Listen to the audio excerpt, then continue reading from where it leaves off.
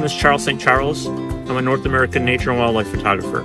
I've tried to put together a video that spans the entire year and shows both the beauty of nature across the seasons and some great conservation successes, as well as simple projects that anyone can start with before working up to more challenging projects.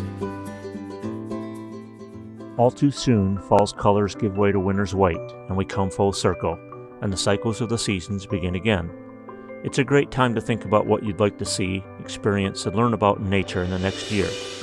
It's also a good time to plan projects and work that you want to do to help species and habitat in the next year.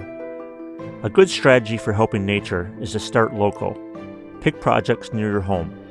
Projects that restore or enhance habitat can be great because it can positively impact an entire group of native species.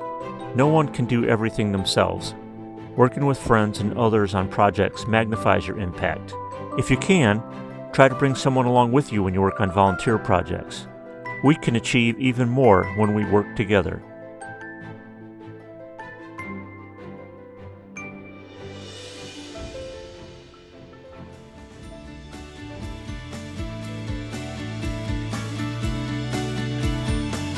When you get done watching this, please leave a post about projects that you know of or maybe have worked on to help nature.